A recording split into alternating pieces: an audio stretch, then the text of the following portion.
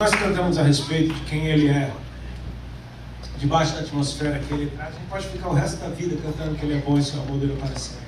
Se o amor dele dura para sempre, porque a nossa adoração tem que parar, não é verdade?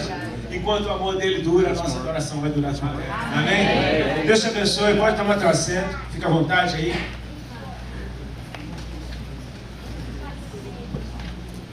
Eu louvo a Deus pela oportunidade que eu tenho de estar hoje aqui ministrando para vocês. Eu quero compartilhar algumas coisas que o Pai tem colocado no meu coração.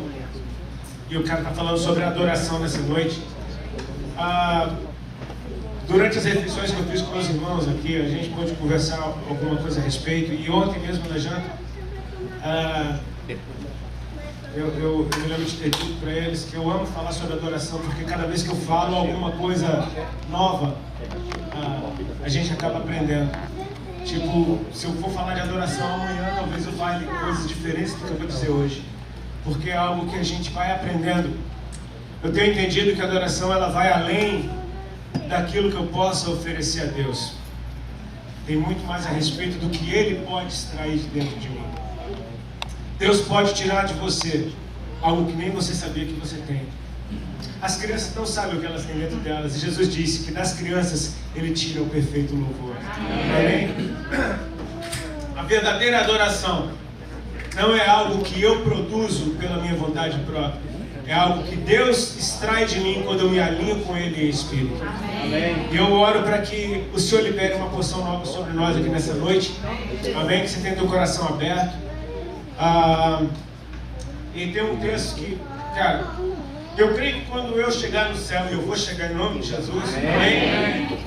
Não simplesmente chegar no céu, mas eu creio que quando o céu descer na terra e nós habitarmos junto com Cristo reinando, nós veremos muitos dos santos, amém? E eu creio que a mulher que estava na beira do poço de Samaria conversando com Jesus, ela vai chegar para mim e vai dizer: cara, qual é a tua que você ficou falando de mim o tempo inteiro? Tem que falar dela aqui nessa noite. Você pode abrir a tua Bíblia no Evangelho de João, capítulo 4.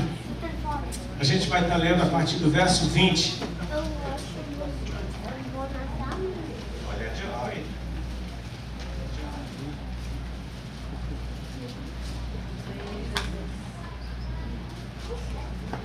Evangelho de João, capítulo 4, a partir do verso 20. Quantos conhecem esse texto? Essa passagem da mulher na beira do poço de Samaria. Amém? A gente vai estar lendo alguns versículos. Para quem não conhece esse texto, eu vou dar um pano de fundo bem rápido, só para não ficar boiando. Ela disse para Jesus assim: nossos pais adoravam nesse monte. Vós, entretanto, dizeis que em Jerusalém é o lugar onde se deve adorar. E disse-lhe Jesus: mulher, podes crer-me que a hora vem quando nem nesse monte, nem em Jerusalém adorareis o Pai. Vós adorais o que não conheceis, nós adoramos o que conhecemos, porque a salvação é dos judeus. Mas vem a hora, e já chegou, em que os verdadeiros adoradores adorarão o Pai em espírito e em verdade, porque são estes que o Pai procura para seus adoradores. Deus é espírito, e importa que os seus adoradores o adorem em espírito e em verdade. Amém. Somente até aí. Amém? Jesus, ele entra numa cidade chamada Sicar. Era uma cidade em Samaria. Os judeus evitavam, faziam de tudo para não entrar em Samaria. Eles não se davam com os samaritanos. E Jesus, mais uma vez, quebra o protocolo. Amém? Glória a Deus por ele quebrar o protocolo. Amém? E enquanto os seus discípulos foram comprar comida na cidade, ele ficou sentado na beira de um poço. Era mais ou menos o meio-dia. E lá veio uma mulher pegar água na beira desse poço. Jesus então pede para ela: mulher, dá-me de beber dessa água. E ela deu uma bronca a Jesus, porque talvez pelo sotaque dele, né? É como se tipo assim, os samaritanos fossem paulistas, por exemplo, e os judeus fossem cariocas. Então eu creio que pelo sotaque dá para você ver de, tipo assim: aí, tu podia me dar um copo d'água? Ô mano, o que é que você está falando comigo? Entendeu? Então, pelo sotaque ela tinha percebido que ele era um judeu. E ela disse: como tu sendo judeu, fala comigo que sou mulher samaritana. Cheia de religiosidade, tadinha. Coitada. pessoas religiosas muitas vezes têm até encontros com Deus, mas não percebem nada a respeito dele, porque a religião acaba falando mais alto que aquilo que Deus quer fazer. E Jesus então vem falando para ela: mulher, se tu tivesse o dom de Deus e soubesse quem é que fala contigo, tu é que ia pedir água, e esse te daria água viva. Deu um nó na cabeça dela. Ela começou a pensar: mas como assim? O poço é fundo, tu não tem balde. És tu maior do que Jacó, que nos deu esse poço, do qual ele mesmo bebeu, seu gado, seus filhos? E aí Jesus aumenta o nível da doideira espiritual. Ele diz: mulher, quem beber dessa água vai ter sede, mas aquele que beber da água que eu lhe der, esse jamais terá sede, e se fará nele uma fonte a jorrar para a vida eterna. Pronto, aí ele enlouqueceu de uma vez. Enlouqueceu ao ponto de começar a pedir dessa água. E ela diz: Senhor, dá-me de beber dessa água. Eu acho isso lindo, eu falei isso já diversas vezes, toda vez que eu toco nesse assunto, porque perceba que Jesus disse: se tu tivesse o dom de Deus e soubesse quem fala contigo, então tu lhe pediria. E ela agora está pedindo. Então eu percebo que ao conversar com Jesus, ainda que você seja uma pessoa completamente cega para a verdade de Deus, ao conversar com Jesus, Ele vai arrancando dos seus olhos como que venas. Você começa a perceber coisas a respeito dele que não fazem sentido para você, mas estão transformando quem você é. Amém. E é uma coisa linda a respeito da transformação que só Deus pode fazer na vida de alguém. Porque a Bíblia diz que é de glória em glória que nós somos transformados. Amém. A glória vem e nos transforma, e você nem sabe o que mudou em você. Você só sabe que alguma coisa mudou. Amém. E você vai perceber talvez isso lá na frente. A mulher pede beber da água que Jesus então lhe oferece. Aqui eu vejo um aspecto lindo a respeito de Jesus sendo evangelista. Porque ele sabe quem ele é. Amém? Amém? E é lindo quando você sabe quem você é. Quando você sabe quem você é, você pode adentrar em lugares que muitas vezes você acha que se eu for ali eu vou me contaminar. Quando você sabe quem você é luz. E a luz prevalece sobre as trevas. Amém? Às vezes as pessoas pensam: meu Deus, eu sou tão podre, eu sou tão porco. Como é que eu vou tocar em Jesus? Eu vou sujar Jesus. Querido, você não suja Jesus por mais podre que você seja. Porque o que está nele prevalece sobre o que está em você. A mulher tinha um fluxo de sangue, ela era impura. Ela tocou em Jesus e não deixou ele impuro. Muito pelo contrário, foi ela que ficou limpa. Quando você toca em Jesus, o que está nele é que passa para você. Amém? Você não contamina as vestes de Jesus com nada seu. Muito pelo contrário, o que está nele é que passa para você. E ela agora pede. Por que eu estou falando de um evangelista que sabe quem é? Porque ele chega a pedir da água dela primeiro. Tipo assim: me dá da tua água. Eu entro na tua, vamos lá. Vamos falar a sua língua primeiro. Depois você vai beber da minha água, você vai ver que é muito melhor do que isso. Ela pede beber da água de Jesus. Jesus falou: ok, então chama teu marido e vem cá. E ela responde: eu não tenho marido. E ele diz uma coisa para ela interessante. Ele diz: disseste bem, não tem marido. Porque 5 maridos já tiveste, e esse sexto que tu tens agora não é teu marido. Isso disseste com verdade. Aí a mulher chapou de vez, porque ela falou: meu Deus, como é que ele sabe disso? Ela diz: vejo que tu és profeta. Eu acho lindo quando alguém reconhece o profeta na qualidade de profeta, porque recebe galardão de profeta. Toda vez que você reconhece e respeita o dom profético, você está talvez tornando possível que a atmosfera profética se manifeste no lugar onde você está. E a atmosfera profética, ela vai sempre levar para alinhamento. Você vai perceber no Antigo Testamento profetas sendo tremendamente usados por Deus para trazer alinhamento. A palavra deles parecia ser sempre dura. Assim diz o Senhor, e pá, pá, pá, e só isso aqui está errado, isso aqui está errado, isso aqui está errado. Mas se você perceber, no final de cada livro dos profetas, a mensagem é de esperança. Por mais errado que Israel estivesse, lá na frente é: e ele florescerá, e a justiça reinará, e o sol brilhará mais uma vez. A mensagem é sempre de esperança. No Novo Testamento você percebe o profeta sendo usado muito mais com edificação, encorajamento, consolação e exortação. Você diz para alguém, pelo dom profético, o cara está bêbado, caindo os pedaços de bêbado, e ninguém dá valor para ele, e você fala: o Senhor me mostra que você é um homem de Deus, que você é um pai de família, e que pá, pá, pá. Cara, mas eu não sou nada disso. Mas você não está vendo segundo os olhos da carne, você está vendo segundo o Espírito. Você está determinando aquilo que Deus escreveu a respeito desse homem, amém, antes dele mesmo existir. Então, pelo dom profético, você edifica aquela vida. Amém. E Jesus está dizendo que essa mulher agiu com verdade diante dele. Ponto para ela: vejo que tu és profeta. E então ela faz uma pergunta que parece não ter nada a ver com o assunto, do papo do marido que não é dela, e vejo que as profetas ela leva para o outro lado. E ela pergunta: nossos pais adoravam nesse monte, e os judeus dizem que em Jerusalém é o lugar onde se deve adorar. Perceba que ela está dizendo, em outras palavras, qual dessas linhas teológicas é a certa? Qual dessas religiões é a verdadeira? Os samaritanos creem numa coisa, os judeus creem em outra coisa. Os samaritanos acham que se relacionam com Deus dessa forma, os judeus acham que o relacionamento com Deus é dessa outra forma.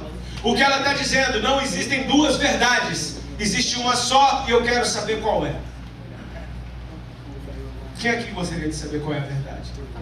Amém. Amém? Amém. Você sabe que as coisas, assim, a natureza do ministério do ministério que o Senhor Jesus me confiou, eu fico muito feliz com isso, porque Ele me faz andar por todo o corpo de Cristo.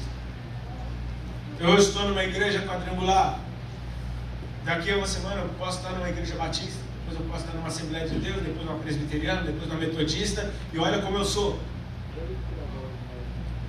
E são essas igrejas que me convidam para estar. Então Deus fez algo na minha vida que me faz ter acesso ao corpo de Cristo, independente de denominação, independente de linha teológica, independente da interpretação escatológica que alguém tem a respeito da Bíblia.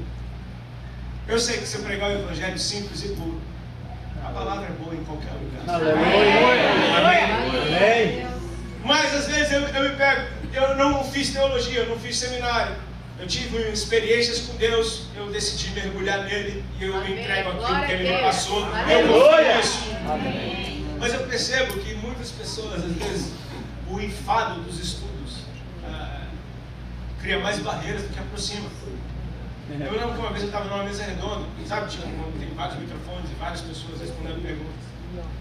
E a pergunta era tipo: você é calvinista ou arminiano? Eu falei: meu irmão, sei lá o que esses caras são, cara. Eu não sabia nada a respeito disso. Eu falei: irmão, não sei nem o que responder, me explica aí quem é esses caras para eu escolher um time, não.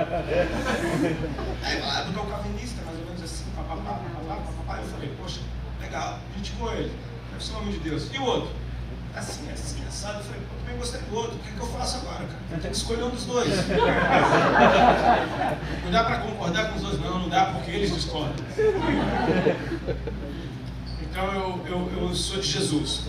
Amém. Eu não sei como ele vai vir, eu sei que ele vai. Amém. Eu não sei quando vai ser, ele disse que vai passar.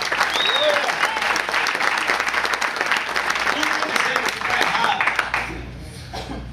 Eu só estou dizendo que eu sei que há uma verdade. Ele disse: eu sou o caminho, a verdade e a vida. Ninguém vê ao Pai senão. E eu sei que se descomplicar fica melhor. Aleluia. Amém? As coisas que nos separam muitas vezes são simplesmente questões de interpretação a respeito da mesma Bíblia. Deus gosta assim. Não, Deus detesta isso. Ele gosta é assim. Não, está errado. Deus gosta assim, irmão. Para que gritar? Não, Deus gosta assim. Dá para a gente perguntar para Deus o que Ele quer? Por que eu estou tocando nesse assunto? Porque essa mulher perguntou para Jesus: é do jeito dos samaritanos ou é do jeito dos judeus? E eu creio que ela estava aberta para mudar de time na hora, se fosse necessário. Ela está querendo saber a verdade. Amém? Amém. E sabe o que Jesus respondeu? Está todo mundo errado. Vem a hora e já chegou que nem nesse monte, nem em Jerusalém. Amém. Aleluia.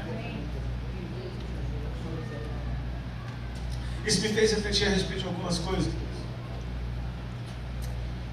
Às vezes a gente tem a impressão que foram as escrituras que inventaram Deus. Às vezes a gente tem a impressão que foi a igreja que inventou Deus. Porque você tinha alguma informação a respeito de Deus antes de você saber que existia religião ou Bíblia ou alguma coisa? Às vezes a gente acha que foi a religião que inventou Deus, e deixa eu te falar, Ele é Deus antes das Escrituras. Ele é Deus antes de qualquer religião. Ele é Deus antes da terra. Ele é Senhor desde sempre. E a eternidade é algo que é tão doido que a gente não consegue nem meditar a respeito. Ele não foi criado e ele não tem fim. A nossa mente não assimila. Mas ele escondeu a eternidade no coração do homem, é o que diz as Escrituras. Não me entendam errado, eu não estou falando nada contra as Escrituras. Eu amo as Escrituras, é alimento para o meu espírito e foram dadas por esse Deus, que é Deus antes de liberá-las. Eu preciso entender que há uma essência, e essa mulher está conversando com a essência em pessoa. Ela está conversando com o Verbo, que é Deus, que estava no princípio com Deus, e que sem Ele nada do que foi feito se fez. Ela está conversando com a essência encarnada. Ela está conversando com a maior expressão do amor de Deus na face da terra em pessoa. E Ele não vai levar ela para a religião, Ele vai levar ela para a verdade. Amém. Glória a Deus. Amém? Eu comecei a meditar a respeito de algumas coisas, queridos, e ter saudade de um tempo que eu não vivi, de um tempo que eu não conheci. Eles estão falando a respeito de adoração. E eu acho lindo quando Jesus diz que Deus é Espírito. Repete comigo: Deus é Espírito. Deus é Espírito. Mas o Pai procura. Mas o Pai procura. Deus é Espírito, mas o Pai procura. Eu tenho que me alinhar com Deus. Amém? Porque Ele espera que eu o adore em Espírito, como Ele é Espírito. Mas o Pai procura, e o Pai procura filhos. Tem alguém aqui filho de pastor? Você era filho do seu pai antes de saber que ele era pastor? Alguém já nasceu com o pai pastor? Aqui. Você sabia que ele era teu pai antes de saber que ele era pastor? Você se relacionava com o pai, não com o pastor. Então ele é pai antes de ser pastor, certo? Meu pai era médico. Eu brincava com o estetoscópio do meu pai, não porque ele era médico, mas porque era do meu pai. Você está entendendo mais ou menos onde eu quero chegar? Ele procura filhos, gente que se relacione com ele antes de religião. Glória a Deus. Isso dá uma liberdade que chega a ser escandaloso. A graça é escandalosa. É um acesso de pessoas que você fala: não, esse daí não pode, não tem como perdoar esse cara. E o pai está dizendo: eu estou procurando por ele. Eu procuro por filhos. Sabe, eu quero encontrar a essência. E quando a gente pensa em adoradores bíblicos, inevitavelmente a gente vai pensar em alguns. A mulher que derramou o vaso de alabastro sobre Jesus, uma expressão de adoração linda. Davi, meu Deus do céu, que adorador era aquele, poderosíssimo, uma unção que expulsava demônios. Quando ele adorava, os demônios de Saul iam embora, o espírito maligno saía de Saul. Aquele adorador que a gente não sabe nem o nome que Eliseu chamou. Os reis foram perguntar para Eliseu alguma coisa a respeito da vontade de Deus. Ele disse: chame um tangedor, chame alguém que toque bem. E veio um músico que não tem nem o nome dele na Bíblia, mas enquanto ele adorava, o espírito se apoderou do profeta e ele então liberou uma palavra profética. Eu sei que o pai procura, repete comigo: ele procura. Mas aí eu entro em crise, porque eu não consigo imaginar um Deus todo-poderoso, onisciente, onipresente, onipotente, perdendo alguma coisa para que ele precise procurar. E aí eu vejo amor, porque não foi Deus que nos perdeu, fomos nós que nos perdemos. E ele é tão amoroso que ele procura quem se perdeu. Tem algo dentro de mim que eu nem sei que tem. Só Deus pode extrair isso de dentro de mim. Existe uma sabedoria dentro de mim que eu não sei que existe, mas se Deus colocar dentro de mim, isso pode sair de dentro de mim. Existe conhecimento que você talvez só pelo Espírito pode sair de você e vai manifestar de acordo com a necessidade. Amém? Você consegue imaginar um tempo onde a adoração ela não tinha ligação alguma com religião? Você consegue imaginar isso? Uma vez eu vi um pastor lá em Londres ministrando oferta, e eu achei muito lindo o que ele disse a respeito. Ele estava ministrando sobre oferta, e ele foi no texto lá onde Caim e Abel ofereceram seu sacrifício diante do Senhor. Um texto clássico, né? E eu mesmo já fui cheio de julgamento. Tinha que falar para ministrar oferta falando de Caim e de Abel, beleza, já ouvi isso 1000 vezes, mas o que ele disse eu nunca tinha ouvido. E ele falou: gente, vamos ser sinceros, as pessoas têm problema com a oferta e com esse momento dentro do culto. Ele diz: esse daqui é o primeiro culto que está registrado na Bíblia. Nesse culto não teve palavra, nesse culto não teve música, nesse culto só teve oferta. Isso é forte. Amém? Amém. Então que quebre isso dentro de você. Se tem algum problema com a oferta, sabe que o primeiro culto da história só teve oferta. Amém? Foi só oferta. Glória a Deus. Eu gostaria de saber como é que era no Éden. Antes de religião, antes do pecado. Porque a palavra religião fala de ser religado a Deus. Amém? E Adão estava completamente ligado a Deus. Então ele não precisava de ser religado se ele estava ligado. Eu comecei a meditar a respeito do Éden e do tipo de adoração que Deus recebia naquele lugar. Porque talvez isso me aponte para a essência de algumas coisas que eu ainda não entenda. Para a essência de algumas coisas que eu ainda não conheço. E vou te falar, conhecer a verdade liberta. Amém? Liberta de verdade. Eu gostaria que o livro de Gênesis, quando fala do Éden, tivesse a riqueza de detalhes que com certeza existiam ali e a gente não tem acesso. Mas a gente sabe que as Escrituras dizem aquilo que Deus quer que elas digam para nós. Então eu me permito meditar no Senhor e tentar contemplar algumas coisas sobre a beleza da santidade de Deus, manifesta de uma forma que eu creio que em nenhuma outra parte da Bíblia aconteceu. Deus prepara um lugar onde Ele diz que tudo que havia ali era bom. Uma vez eu ouvi um profeta, era um irmão, um argentino, ele estava ministrando lá na igreja do Congrego. E mais uma vez ele estava ministrando sobre oferta, foi uma palavra de oferta também. Eu achei lindo porque ele usou o texto do jovem rico. Quando o jovem rico chega diante de Jesus e diz: bom mestre, o que eu faço para herdar a vida eterna? E Jesus responde para ele: por que tu me chamas bom?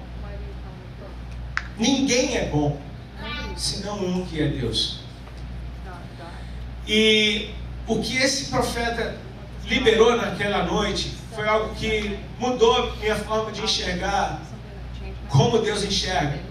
E o que esse homem disse foi que para Deus algo só é bom quando está completo, quando está terminado. E aí ele foi para os textos de Gênesis, ao primeiro dia da criação, quando Deus fazia tudo o que Ele tinha feito. Ele liberava a palavra e simplesmente a liberação da sua palavra transformava completamente o ambiente. Ao final de cada dia, o que é que Deus dizia? Viu Deus que era bom. Ou seja, está completo, está terminado. Não há falta de nada e não há necessidade de acréscimo algum. Está bom. Deus disse que está bom. Glória a Deus. Amém? Amém. E aí ele explica, por isso que Jesus disse, porque tu me chamas bom? Porque a obra de Jesus ainda não estava completa. Ele falou, ainda falta terminar a minha obra. Quando estiver terminada, aos olhos de Deus, então será bom. Aleluia. Até lá, ainda. Então você percebe que Deus prepara um lugar para se encontrar com o homem. Deus prepara um lugar que tudo o que ele viu, ele disse que era bom. Você concorda comigo que esse lugar é perfeito? Se aos olhos de Deus é bom, quem sou eu para discutir com o Criador? Who am I to argue with the Creator? Sabe, às vezes a nossa mente religiosa tende a achar que esse era um lugar chato. Price a thing or find Não tinha nada para fazer. place, it's nothing to do. O que é que eu vou fazer no jardim o dia inteiro? Porque você se imagina no jardim, meia boca daqui. Garden. Você se imagina andando num jardim a vida inteira. Você fala, meu Deus, que vida chata, cara. Não se engane, não era desse jardim que Deus está falando. Era do que Ele disse que era bom. The one Não tinha falta de nada. had everything. A nossa mente religiosa acha chato, porque qual é a recompensa disso tudo? Ficar ali andando no jardim o dia inteiro. Walking the garden all day. Tinha uma recompensa. It was a E deixa eu te falar, ela é tão boa que é o que está reservado para nós. Lá na frente. Aleluia. Ela é tão boa que é o prêmio da nossa corrida completa. Só que isso acontecia todo dia. Então eu acho que esse lugar era bem bom. Todos os dias, ao cair da tarde, Deus vinha ter com o homem. Não tem como ser chato um lugar desse. Que é bom e que está impregnado da glória de Deus. Glória a Deus. Aleluia. Queridos, eu não sei se vocês já tiveram experiências I don't know if you ever had com manifestações da presença de Deus. Aleluia. Normalmente, muitas vezes isso acontece em retiros, em acampamentos. Quem já foi naqueles acampamentos que marcaram sua vida? Amém. Que você percebeu que houve um derramar da presença e da glória de Deus diferente. E no outro dia, você ainda está tremendo. E só de você chegar no mesmo lugar, parece que ficou algum resquício. Sim ou não? Eu já tive experiências com Deus. Uma vez eu lembro que eu participei de uma cruzada lá no interior de Minas Gerais, há uns 10 anos atrás. E a cruzada foi uma bênção, foram uns 3 dias de evangelismo. E no final do último domingo, quando terminou tudo, a gente estava jantando no cenáculo que tinha na igreja. Um dos pastores foi orar pela garganta de uma irmã, porque ela queria ser cantora. Ele falou, vamos orar pela voz da irmã. E naquela oração pela voz da irmã, Deus veio de um jeito que minutos estava todo mundo rolando no chão e voando. Eu sei que no outro dia, às 5 horas da tarde, eu estava pegando o meu voo. E quando eu peguei minha passagem, minha mão ainda estava assim. No outro dia, às 5 horas da tarde, algo fica quando Deus vem. Amém? Amém. Se isso aconteceu comigo, que sou um pecador, num ambiente totalmente limitado, com a manifestação da glória de Deus gloriosa, mas não chega nem perto do que era Deus vindo ter com o homem no jardim. Não chega nem perto. Como é que você imagina Deus vindo ter com o homem no jardim? Eu quero que você se liberte da tua mente religiosa. Amém? Porque a mente religiosa bota Deus numa caixinha. A mente religiosa diminui quem Deus é. Às vezes a gente está tão acostumado com as informações que a gente tem sobre Deus, de mentes religiosas, que a gente limita Ele a algo que é tão pequeno perto de tudo que Ele é. Quantos aqui assistiram Noé? O filme de Noé? Noah, ok, então nos Estados Unidos, Noah. Quantos assim assistiram? Quantos? Quantos ficaram revoltados com Noé? E o Êxodo? Exodus. Quantos assistiram? Quantos tiveram a mesma raiva?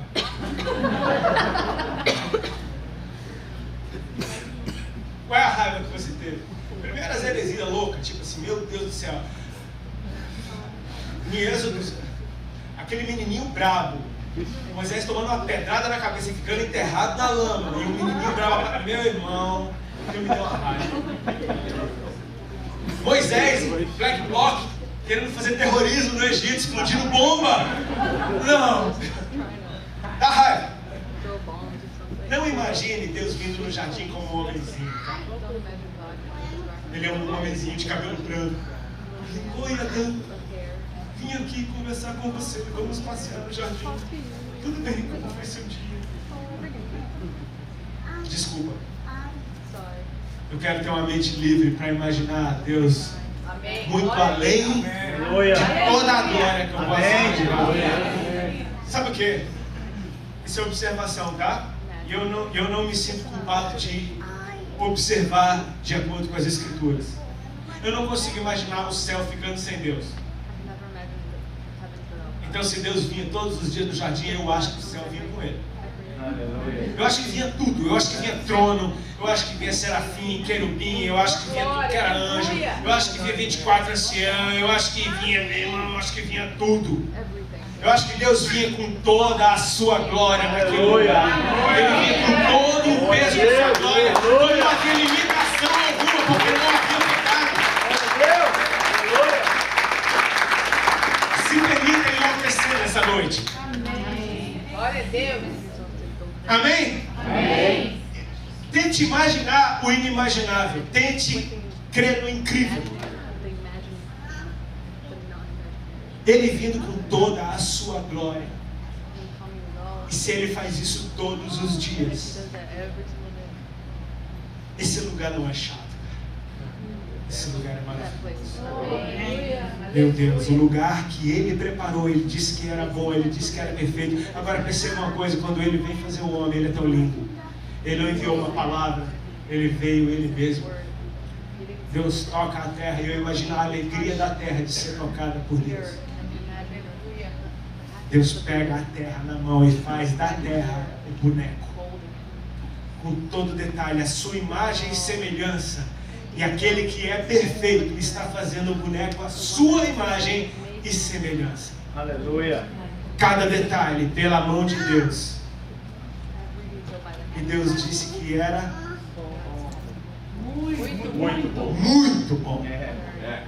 Então, se a respeito da criação completa, perfeita, terminada, Deus disse que é bom. Imagina o que era Adão, para Deus dizer que ele era muito bom.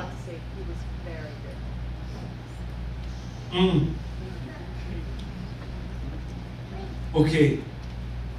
Deus então sopra nas narinas do homem o fôlego de vida e o homem passa a ser alma vivente. Você pensa, aquele boneco de barro inanimado, é só barro, com alguma forma. E de repente, aquilo passa a viver. E é o fôlego de Deus, é algo que saiu de dentro do próprio Deus e entrou dentro do homem. Aleluia. Vou observar mais uma vez, amém? Se Deus soprou com sua boca nas narinas do homem o fôlego de vida e o homem passou a viver, qual foi a primeira coisa que o homem viu? O rosto do Senhor bem colado nele. Você consegue imaginar o brilho do rosto do Senhor face a face contigo? A primeira imagem que Adão teve foi do brilho do rosto do Senhor bem colado no Senhor. Ele é a primeira coisa que Adão viu. Depois veio o resto. Ele é importante, o resto é secundário.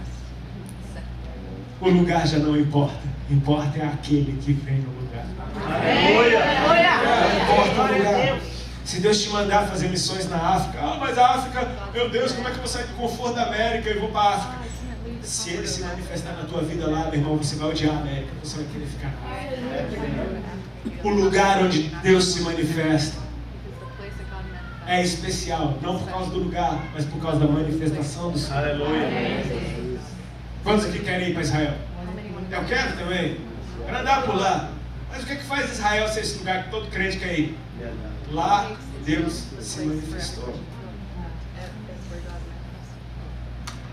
Agora, se eu for lá e não sentir nenhum arrepio, eu prefiro voltar para o quartinho que eu tenho em casa. Aleluia. Porque lá eu tenho experiências com Deus também. Vou falar uma coisa para vocês, é bem íntimo. Deus se manifesta muitas vezes me dando músicas e me dando mensagens quando eu estou tomando banho. Eu estou debaixo do chuveiro e Deus está falando comigo. Isso acontece inúmeras vezes. Talvez seja porque eu estou num lugar sozinho com Ele. Não tem interferência de ninguém, a porta está trancada. Eu estou ali, Deus fala tanto comigo. Olha, já teve música que Deus me deu, eu tomando banho para ir para o culto. Ele me deu uma música que eu joguei para os caras que estavam tocando comigo e falei, ó, me segue. Deus mandou a gente começar com essa hoje. Isso acontece. Mensagens inteiras. Momento a sós com Ele. Agora eu vou adorar o banheiro? Não. O banheiro é o banheiro, meu amigo. É o lugar que você toma banho. Ele é especial. Ele torna qualquer ambiente especial. Aleluia. Amém? Perceba uma coisa. Tudo que o Senhor criou, Ele criou com propósito. Sol para governar o dia. A lua e as estrelas para governar a noite. A terra produz seres viventes, produz seres, produz a erva para servir para o mantimento. Tudo tinha propósito. Amém? E quando Deus faz o homem, Ele não deixou o homem simplesmente sem propósito. Ele disse, você vai cuidar do jardim. Você vai dominar sobre a terra. Deus disse ao homem o que fazer. Amém? E eu acho que esse devia ser o melhor emprego do mundo. Eu falei uma vez falei sobre isso numa igreja, não lembro onde foi. Foi lá no retiro que a gente teve de louvor agora, lá na nossa igreja. E um irmão carioca, ele chegou para mim e falou, meu irmão, o emprego de Adão era fiscal da natureza. Quem não queria um emprego desse? Porque na minha opinião o jardim era autocuidante. Deus disse que era bom, só que Deus falou para Adão cuidar do jardim. E aí eu me permito ir além. Eu percebo que Deus está dizendo para mim e para você hoje: preserve o lugar que eu criei para nós estarmos juntos. Preserve o lugar de encontro. Preserve o lugar de encontro. Era um trabalho que não envolvia problema. Todo trabalho envolve problema. Amém? Quem trabalha como técnico de som, ele trabalha para resolver um problema de som. Quem trabalha como motorista de alguma coisa, ele trabalha para resolver um problema da falta de condução. Quem é médico, trabalha para resolver um problema de doença. Quem é professor, trabalha para resolver um problema de falta de estudo, de falta de conhecimento. Todo trabalho é para resolver algum problema. Adão tinha um trabalho que não tinha problema, porque tudo era bom. Era um trabalho que era simplesmente... Não era a respeito do seu esforço, era a respeito de simplesmente ele manifestar quem ele era, aquilo que ele foi feito para ser. Um trabalho cheio de graça. Porque quando Deus te designa para alguma coisa, Ele te dá graça para isso. E a graça te habilita para fazer isso de uma maneira que você faz tirando onda. Se Deus te chamou para fazer algo e te deu graça para fazer isso, você vai. A graça ela é como assim para algumas pessoas uma coisa extremamente difícil. Para quem tem a graça para fazer aquilo, ele tira onda. Quem assistiu o jogo hoje, o Barcelona? O Messi tem graça. Ele faz umas coisas. O Neymar também. E antes, quando eu cheguei aqui na igreja, eu cheguei bem cedo. Eu caí na besteira de tentar assistir o jogo do Flamengo com a Chapecoense. Depois de ver Barcelona e Juventus. Parece um esporte. É ridículo. A velocidade dos caras em campo. Meu Deus, todo mundo muito perna de pau, cara. É muito ruim. Estou dando um exemplo de graça, bem prático. Amém? Amém. O Flamengo ganhou. Foi um milagre, não foi? Foi nosso Flamengo. Sofro. Quase desistindo disso. Mas vamos lá.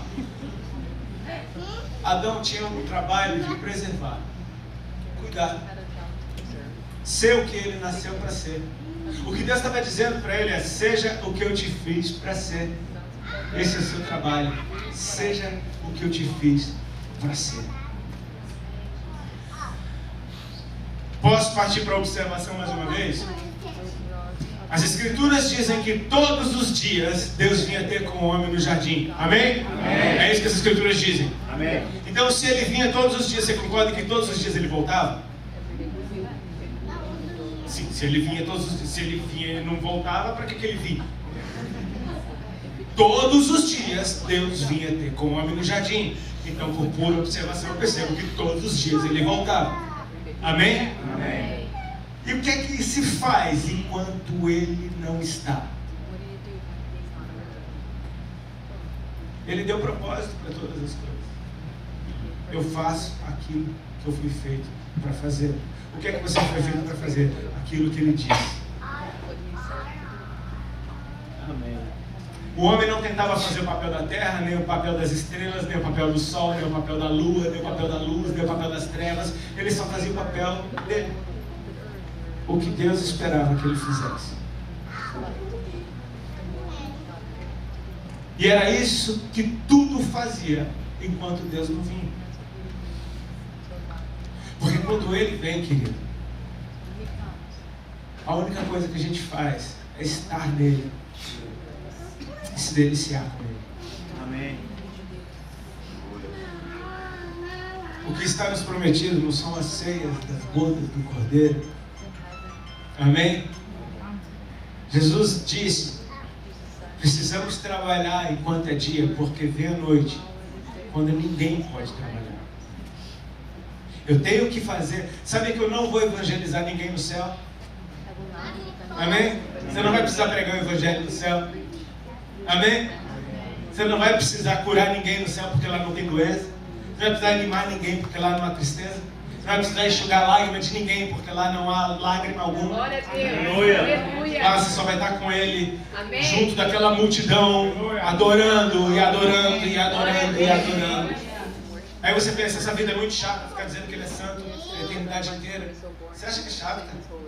Se os seres celestiais, se os serafins